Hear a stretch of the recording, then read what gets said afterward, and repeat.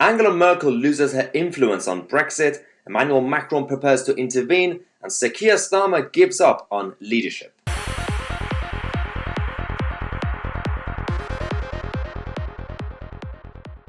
Hello everyone and welcome to this show. We have about 15 days left till the end of the Brexit transition period.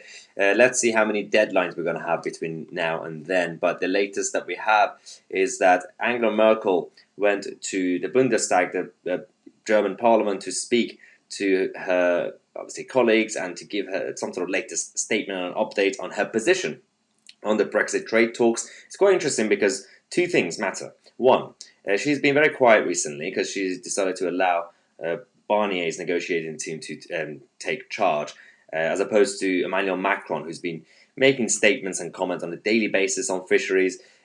Also, the other point is that every single time over the last few years, Angela Merkel made a statement, speech, especially in Germany, in Parliament and other places, everything changed. The markets moved, the influence, the actual commentators across Europe made their decisions based on what Merkel said.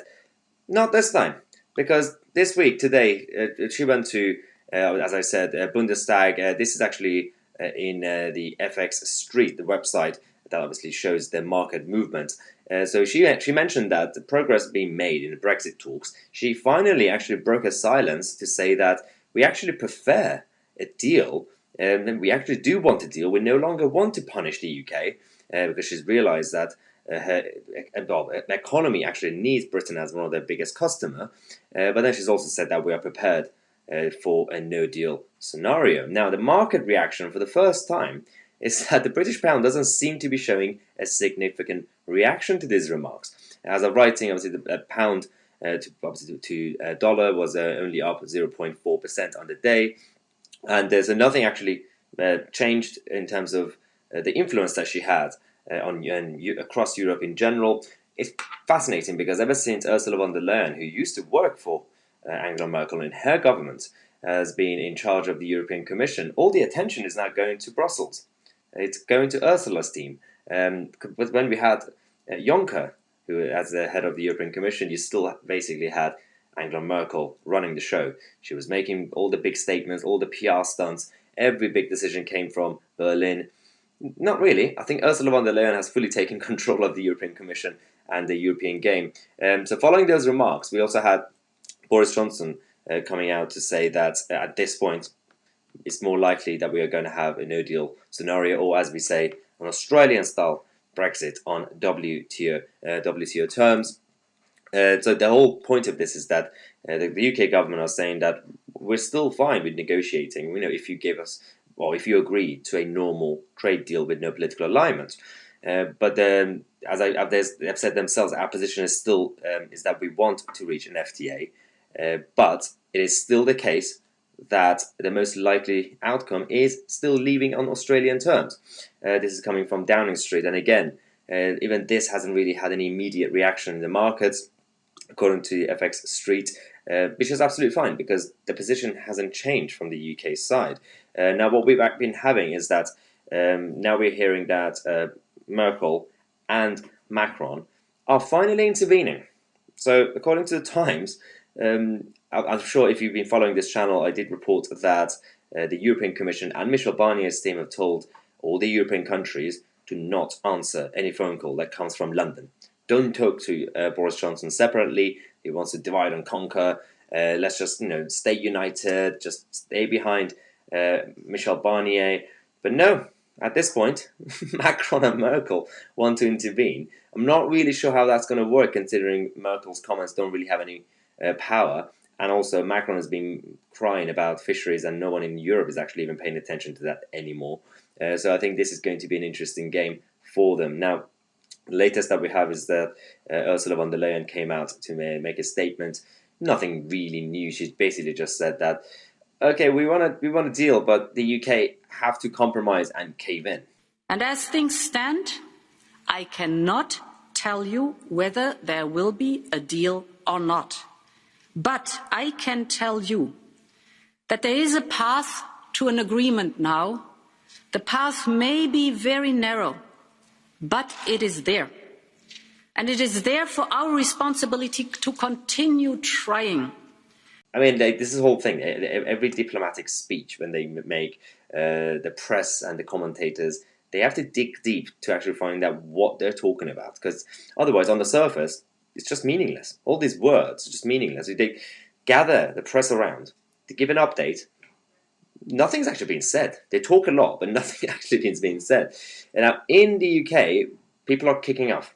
Remainers are kicking off, or Remoaners. CTAM are reporting that the head of the Pimlico Plumbers, one of the biggest companies that we have, Charlie Mullins, who was also one of the chief Remainers during the campaign, who happens to be a Tory. He's a Conservative supporter, but he's a massive Remoaner. His company, the Pimlico Plumbing Company, actually donated a lot of money to the Remain campaign. He also forced his staff and his drivers with the vans to paint over the vans the kind of propaganda, anti-Brexit propaganda. He's now come out to say that I would prefer to live under this economic crisis due to the lockdown policies and the health crisis. He would rather have this and businesses going down, people losing their jobs and lives and everything else over Brexit. I mean, it's been 4 years. We also know that the Brexit negative impact of Brexit is not as bad or as big as you guys predicted, but he still wants to have the 2020 Britain, this chaotic economic crisis that we're living in. He would prefer to pick that over Brexit sovereignty for the UK. This is absolutely fascinating stuff, and I'm interested because CTAM reported this. The mainstream media aren't really talking about this. No one in the media actually are concerned about this. These really, really dangerous comments. So he's basically said that, according to CTAM, since the UK voted to leave the European Union in the summer of 2016, Mullins said that Londoners had empty promises blasted at us, and singling out promises with regards to the NHS and lucrative new markets around the world, to an easy oven-ready trade deal with the European Union. I'm going to respond to this guy on the new markets around the world. And for firstly, the oven-ready deal, that was already done. That was the withdrawal agreement, and it got passed through, and that was it. We've already left the EU, so stop it. He's also said that, as radical as I may sound, the idea of living through the catastrophic consequences of a no-deal Brexit, especially after such a difficult year, might be one disaster too many for the UK.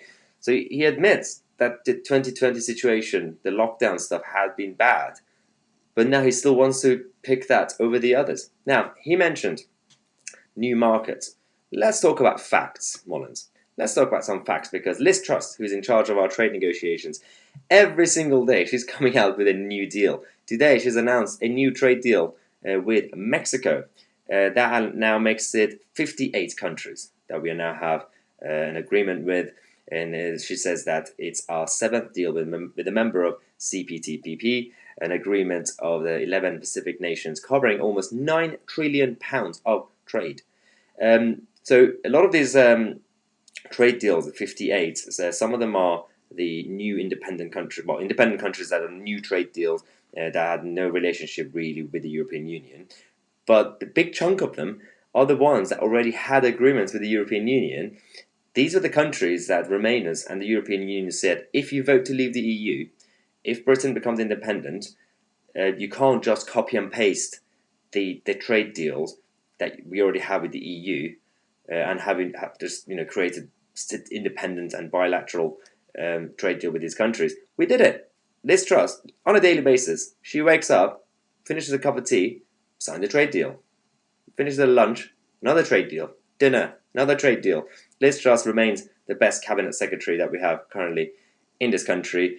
So well done, Liz, and keep coming with new deals. I'm looking forward to the big ones, like the American deal, if Joe Biden and his team allows. Well, Kamala Harris. So we'll have to kind of wait and see in the next 15 days what these people are going to do. But at the moment, Guy Verhofstadt is not too happy about the fact that the UK might be losing access to the Erasmus exchange program for the students from across Europe to be able to take advantage of this and travel around and study from in different places. He actually said a real pity that if British young people who are Europeans at heart What's that got to do with the EU? But okay. Are denied access to the Erasmus program because of an anti-EU ideology of Brexiteers.